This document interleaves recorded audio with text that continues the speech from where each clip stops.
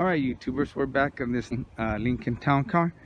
As y'all can see, customer put some wheels on it, some nice rims on it. And the issue he was having, it was idling real low. When he would put it in reverse, it would cut off, or when he would make a sharp turn the steering wheel tight, it would shut off.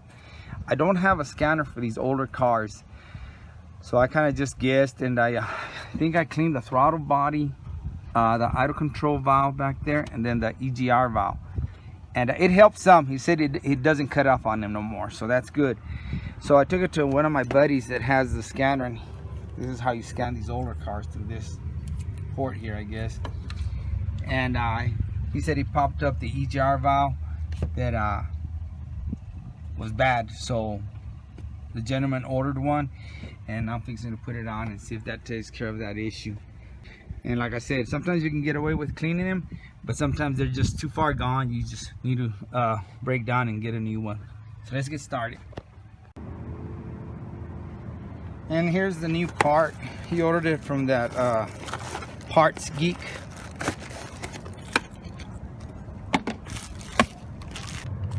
Busted out with a knife. See, it came with the gasket, which I already put a new one last time because it tore the original one, and a new O-ring.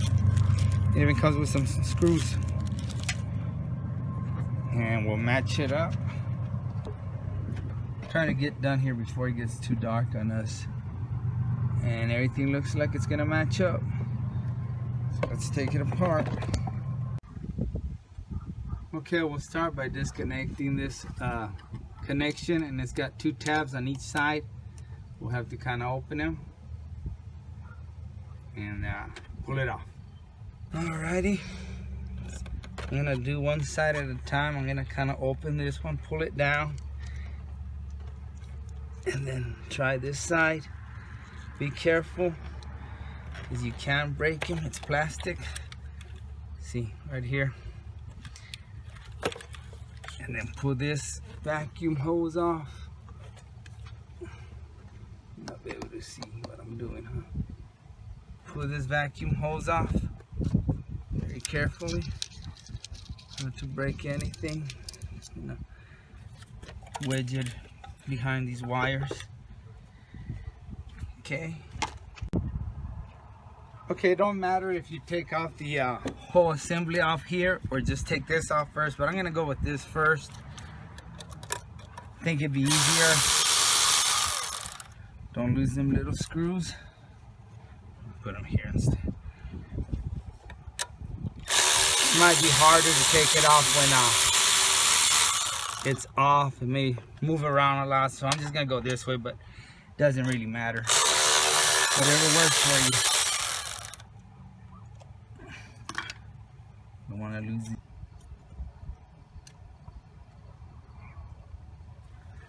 They're 11/32.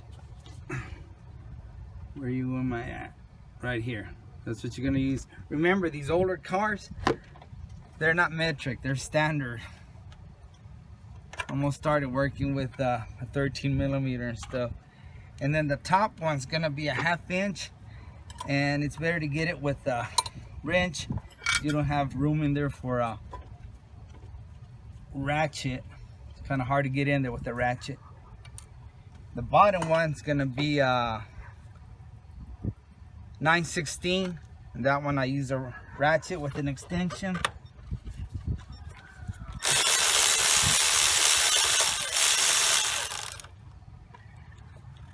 There you go. There's the nut. So the bottom nut's bigger than the top one. I know that sounds weird. And I can still use that gasket I put last time. Look, it's still in real good shape. That's very clean. But this isn't any good no more. Like I said, we cleaned it. Still didn't want to work. Okay, here's the new one.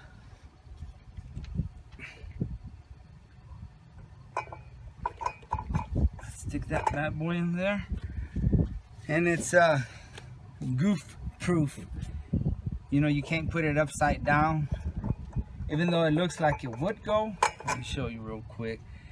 This could go on the bottom one, but it won't go because this bolt's bigger than the top one. If I try to put it in, it won't even go in because the hole is this bolt's bigger, and this hole's smaller, so it won't go. So you can't really mess it up. Just turn it the right way, and you can look where this vacuum was on that side if you get confused. Put this what was it, 1/2 inch nut on there, hand tight, and let's do the bottom one.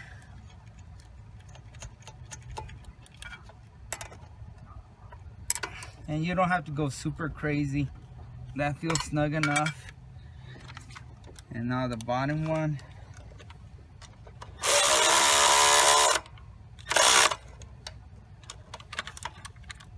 Also, that feels snug enough. You don't want to end up stripping your threads there. Okay. Now let's take this O-ring off. Hopefully you saw that. I'm trying to stay there within view of the camera. Get this new one out. Alright, I have to take off my gloves for this. Here's the new gasket. Slide it in there all the way to the back.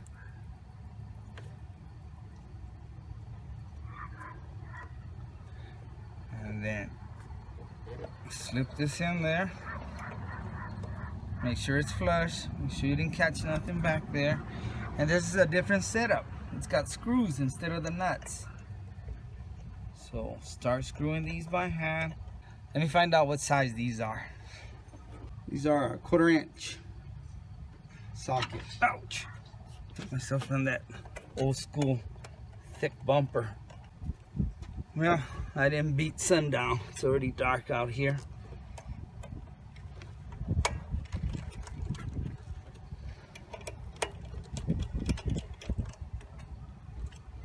And again, don't go too crazy on tightening these. Just get them snug, because something will crack here if you over tighten them.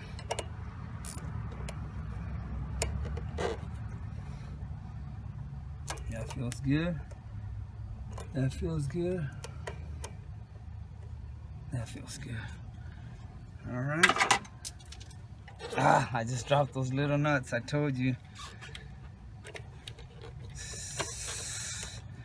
Snap that in there. Get your vacuum line. Stick it in there. Let me look for those little nuts I dropped real quick. Hey YouTubers, let me show you a miracle here. I actually found all 3 of them in the dark. On the floor. They fell through the motor and went on the floor, and I found them all. But of course, I don't need them anymore. That's why. Bet you if I still needed them, I would have only found 1 or 2. A rare find there. Okay, I'll put them little screws or them little nuts in this bag. I'm gonna keep them. You know, you never know when I'm gonna use them for something else. The customer don't want them. And I'm gonna put this back in the new box, original box, and do away with that one. Okay, let me fire it up and see if I can notice the difference. I probably won't notice the difference when it's idling, but when we take it out for a test drive and turn the wheel.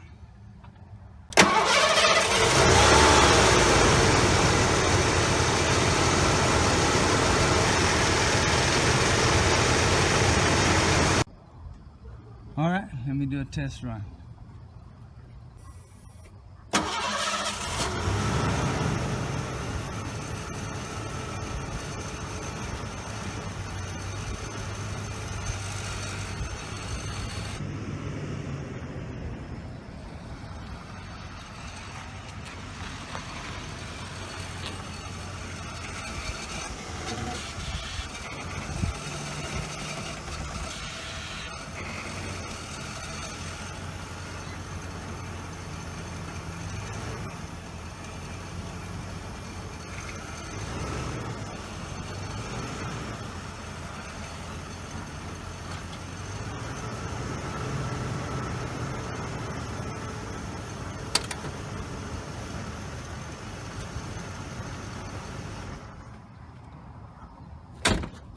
That was definitely the problem. It runs 100% better. It doesn't even bog down when you turn the wheels or when you put it in reverse. Hey, these lights are neat. They turn on at night. Well, again, guys, thanks for watching. And like always, I really appreciate you. And God bless you.